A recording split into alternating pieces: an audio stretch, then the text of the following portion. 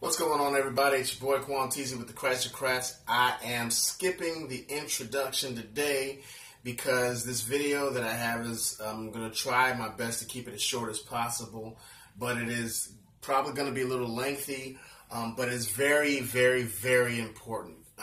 We as believers and as people who are involved in society, we're called to be the light, and what the light does is it lights up darkness, and we're called to expose darkness so that those who are stumbling around in it can be exposed to the light, and that's what our job is. And at the end of the day, the job of exposing darkness and bringing the light to it is so that those in darkness can come into the light and ultimately get led to Jesus. So, but without us exposing the darkness and opening up the light in the dark places, that will never happen.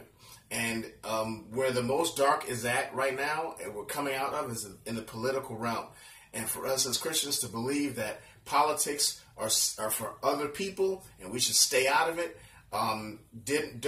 don't really read the parables that Jesus spoke about, and didn't look at how the disciples moved and acted after Jesus left.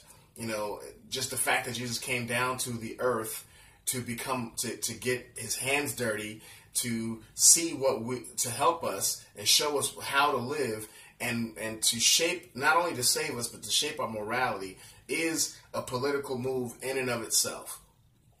Politics, all politics is the outcropping of the ruling class's morality. How the morality of the society plays out and who decides what morality gets what laws and things of that nature. That's what politics are, and the battle for that. So we as Christians need not to be exited from that, nor afraid to to debate and to contend for the faith in the realm of politics. And that's what we're doing. This weekend, on the 7th, Barack Obama had, and by the way, you can see I'm in the bathroom, so don't hate on me. I'm not on the bowl, I'm not on the throne, but I am in the bathroom for the time being. We're in the process of getting our new studio space set up. So, Barack Obama had a speech over the weekend on the 7th, and I thought it was poignant and something that I needed to talk about and go line by line, go through and explain how detrimental it is for us to really know what he actually was saying. And I'm just kind of showing you how the left and their star, because he's still their star, how he is used to shape thought, and how slick and how literally deceptive and evil the tactics are. Remember, the devil comes as an angel of light, to where everybody thinks he's the best thing to slice bread, and where the people think that the devil spoke so well. How in the world, you ever wonder how in the world the enemy was able to convince a third of the angels to leave heaven and try to revolt against God? Well, when I watched this video, I kind of could see how persuasive one can be with just innuendo, suggestion, and lies. So let's check it out.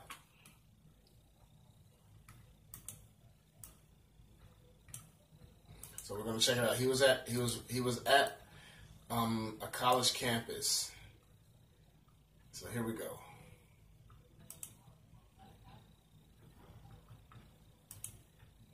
All right.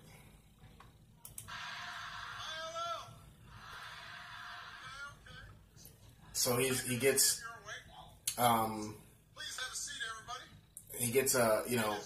introduction, and he's winning the crowd onto his side. Now you see that everything, body language, smoothness, the squinting of the eyes, the smile, all that. His personality is very smooth. That's corn. Making jokes. They were very impressed. He's very smooth, man. You want to listen to what he has to say. He's getting the crowd on his side. So he does that for a while. He goes on, makes some self-deprecating jokes. Makes it, available for people to really feel like, comfortable to hear what he has to say. I did not take sides in that late night food debate. Let's see.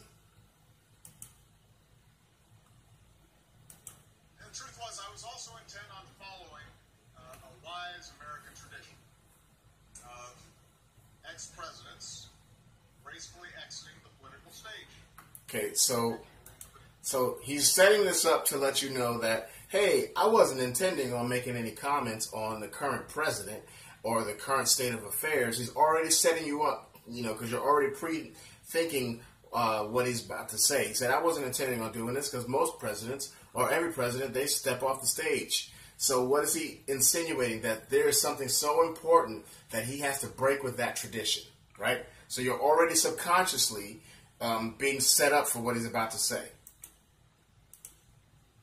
This is one of those pivotal moments when every one of us, as citizens of the United States, need to determine just who it is that we are. So he goes on to say that it's a pivotal moment that every one of us need to determine who we are. Is he talking about conservatives as well? When he says every one of us?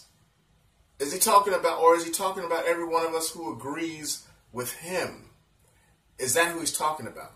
Because when he says every one of us need to determine who we are, and what he's insinuating is that we need to step up and have courage to be liberal and to fight against what is in the White House. You'll see. It's what it is that we stand for. As a fellow citizen, not as an ex-president, but as a fellow citizen, I'm here to deliver a simple message, and that is that you need to vote because our democracy depends on it. So we need to vote. He didn't say vote Democrat, but that's what he means. So he's saying you need to vote Democrat because our democracy depends on it. What is that insinuating? That our democracy is going down. It's being torn apart.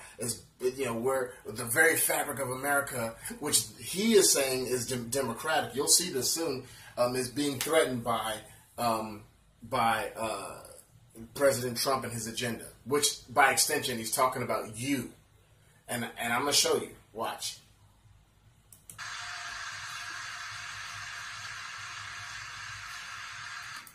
Notice the serious face. Notice that the tone has changed to serious, fatherly, I'm telling you what we need to do. It's all on purpose.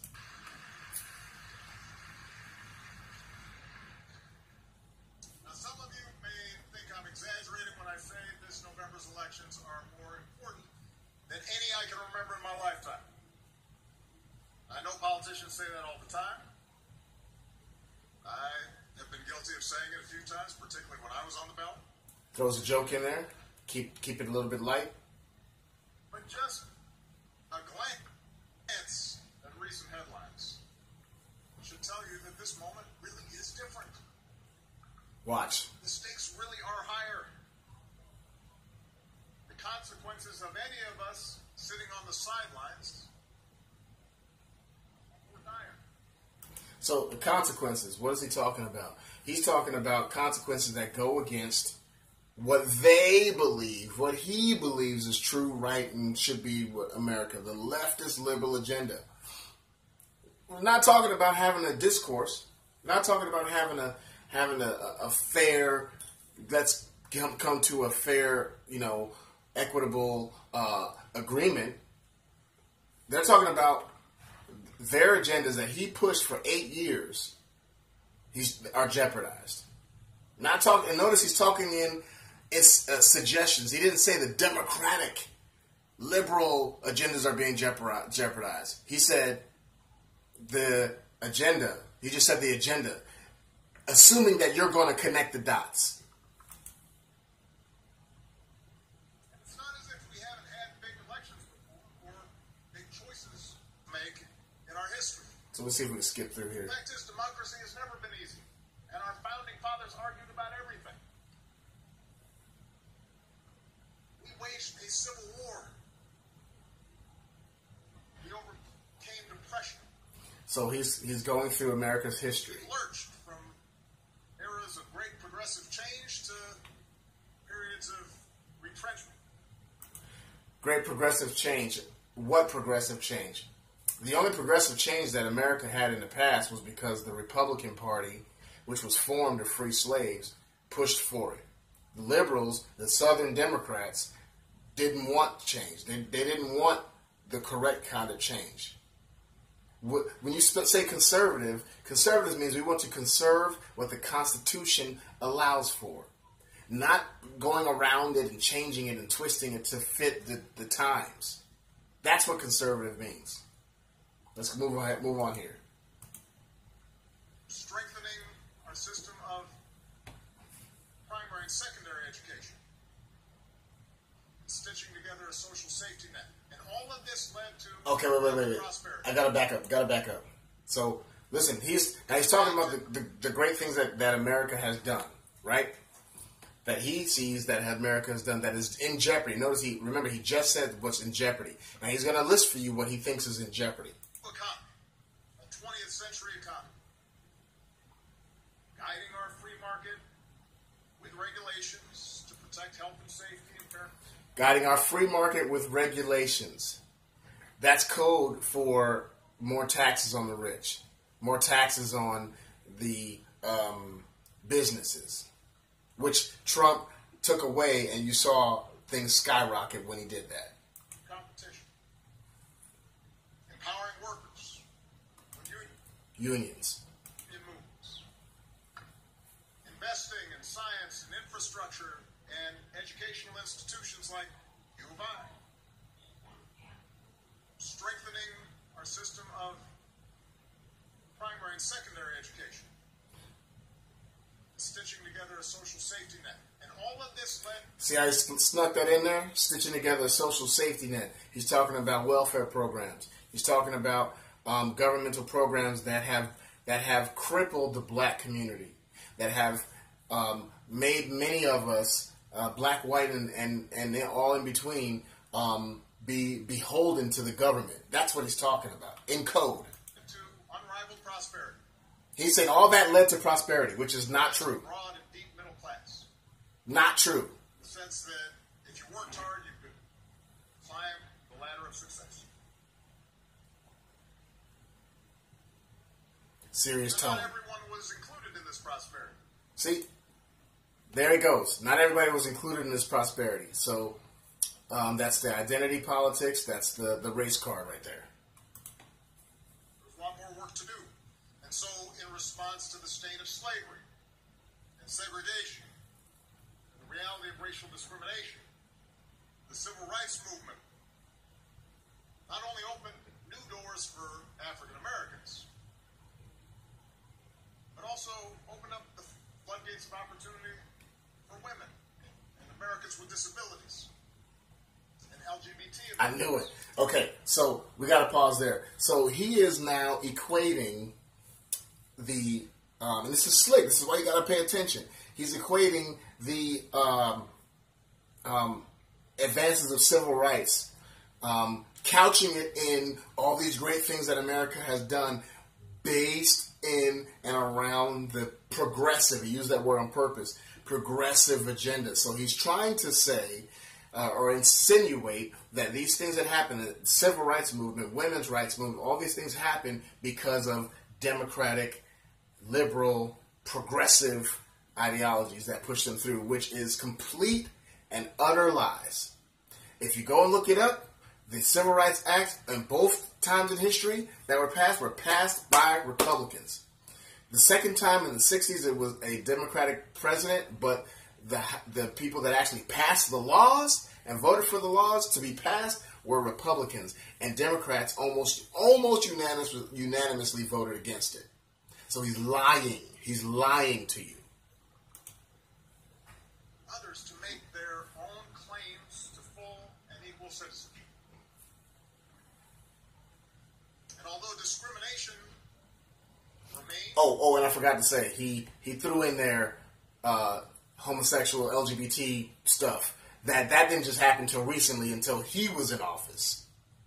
He was in office. A pernicious force in our society and continues to this day. And although there are controversies... Oh, wait. And Americans with disabilities. Let's see what I'm running back. LGBT Americans. Others to make their own claims to full and equal citizenship. And although discrimination remained a pernicious force in our society and continues to this day, controversies about how to best ensure genuine equality of opportunity. There's been at least rough agreement among the overwhelming majority of Americans that our country is strongest when everybody's treated fairly. So he's setting up a scenario that we used to believe that our country is strongest when everybody's treated fairly, as if we don't believe that anymore, as if one side doesn't believe that anymore. Nobody would disagree with that. Nobody would. But you see how deceptive, how he's setting it up? He's setting it up. Watch. When people are judged on the merits and the content of their character, Which is not what the left does. not the color of their skin, or the way in which they worship God. Nobody on the right does that. And that consensus then extended beyond our borders. Illegal immigrants. After World War II, we built a post-war web, architecture, system of alliances and institutions to underwrite freedom. So he's talking about globalism right now. Globalism. To help poor countries develop. Nation building. And American leadership across the globe wasn't perfect. We made mistakes. At times, we lost sight of our ideals. We had fierce arguments about Vietnam. And we had fierce arguments about Iraq.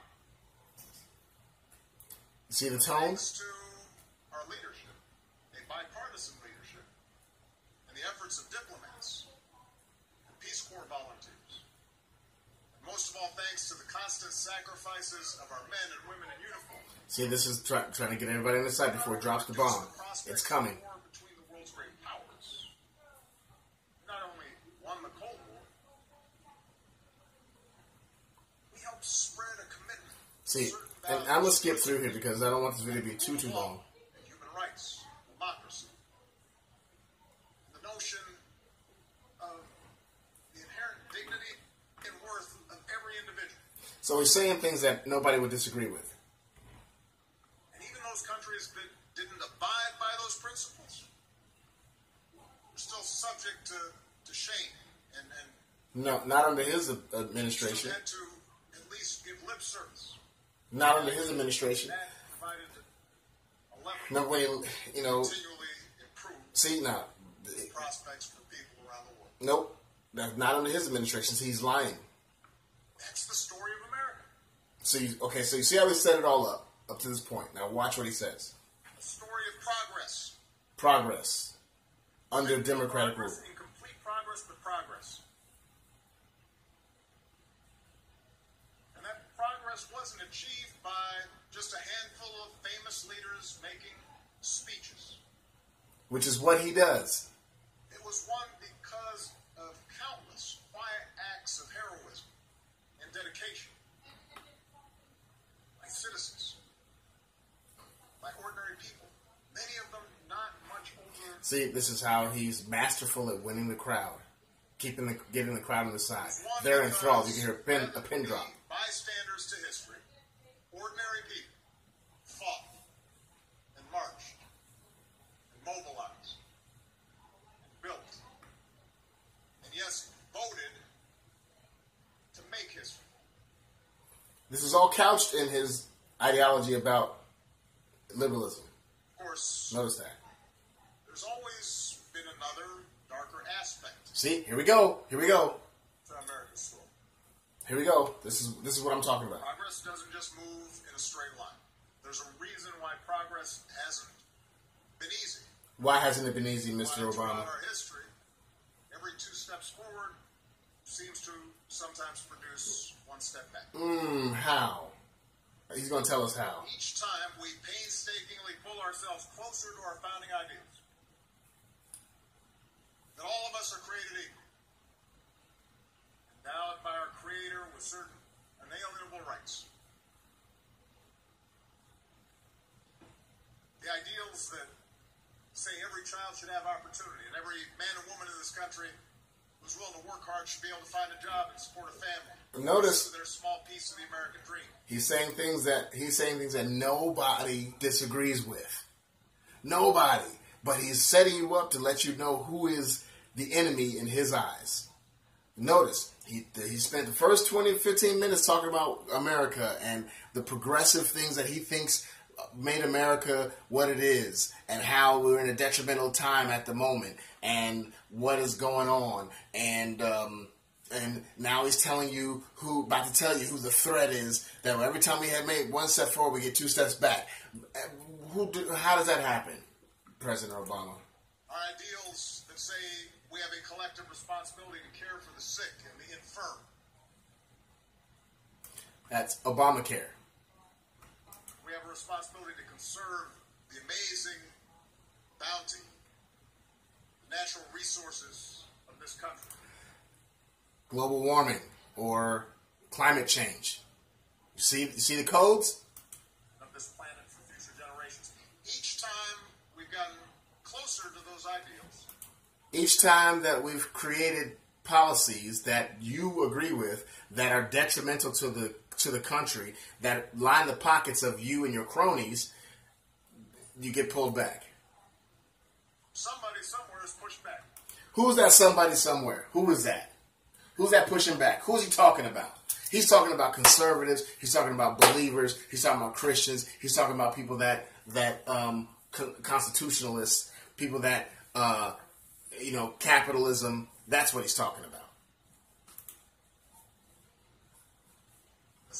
And what's side note here, and what's so sinister about this is that he's talking to college students and helping them to formulate a idea that conservatism is the enemy or the enemies of the United States. He's not coming out and saying it, but he's insinuating it. That's what makes it so sinister. If you're going to say it, just say it. But he's insinuating that and being deceptive and saying that, veiling his message, but doing it in a way that suggests something so that you will make the decision on your own. It's just like what Lucifer did in the garden with Eve. That's what I feel like I'm watching when I'm listening to this. Do you understand how crazy this is? And people will just believe it, and then they leave from here thinking that they are forming these opinions on their own. When the seeds have been dropped by this slick, sly, smooth-talking general of the left. Status quo pushes back. Status quo pushes back. That's what he's saying. Sometimes the backlash comes from people who are genuinely, if wrongly, fearful of change. So he says the backlash, those who are against the liberal policies, come from those who are fearful, if not wrongly, fearful of change. So we're fearful of change. We don't want, remember he ran on hope and change. We don't know. What we don't want is your kind of change. We don't want the change that is going to mess up the American economy, that's going to put our traditional values that made us strong in the first place in the garbage for a globalist agenda. No, we don't want that. But see how he's setting it up that we are the enemy. That those of us who want to preserve what America is, a shining light on the hill, we're not like every other country. We're the enemy all of a sudden. More often it's manufactured by the powerful and the privileged who want to keep us divided, the 1%. keep us angry, and keep us cynical because that helps them maintain the status quo. The conservatives. To keep the power. Yep, see? That's what he's talking about. What he's insinuating. What he's suggesting. You happen to be coming of age during one of those moments. Watch. He's just gonna not mince words in a minute. With Donald Trump. See? There he goes. He is a symptom. That just proves what he's talking about. He's talking about us. And these people eat it up. You see, hear the clapping? They eat it up. He's just capitalizing on resentments that politicians have been fanning for years. So check this out. Okay, so he's saying that Donald Trump is just being an opportunist by capitalizing on resentment that politicians have been fanning for years. Not the resentment that the everyday American has on their own against policies that he brought forth, that even Bush brought forth, that were not helpful to us, that didn't help us at all, that pushed agendas down our throats that the majority of Americans didn't want. Every time a vote was brought up about homosexual marriage, we voted it, overwhelmingly voted it down, but it was pushed down our throats to the Supreme Court. And all of a sudden, now it's the law of the land, and it's a done deal, right? Y'all remember that fight? Y'all remember that fight? So, but all of a sudden, it's, the people have been bamboozled by the government and by those in power to resist the progress, their progress. A fear and anger that's rooted in our past, but it's also born out of the enormous upheavals that have taken place in your brief lifetimes. So we're going to skip through a little bit. But faster than any time in human history. See what else he has to say. And it created a new economy that has unleashed incredible prosperity. But it's also upended people's lives in profound ways. Yeah, let's move on. And while it's buffering here, you just, you can see the great deception and how deceiving he can be. Old enough to fully focus on what was going on. Yeah, see, it's stopping here. Well, I mean, you can, the rest of the speech kind of goes on and on like that. And I want you to see, the reason why I'm doing this, the reason I'm showing you is because of how smooth and deceptive he is. And we're going on almost 30 minutes here, so I want to be done in a second. But this is the longest video that I've made, but I hope that you've watched all the way through. So you can see how detrimental it is for us to get our message out of, and expose this darkness, because we got our young people who will be voting soon, who are just eating this up because he's just saying things. He set it up just like Lucifer would. He didn't come right out and say to Eve that God is cheating you out of something.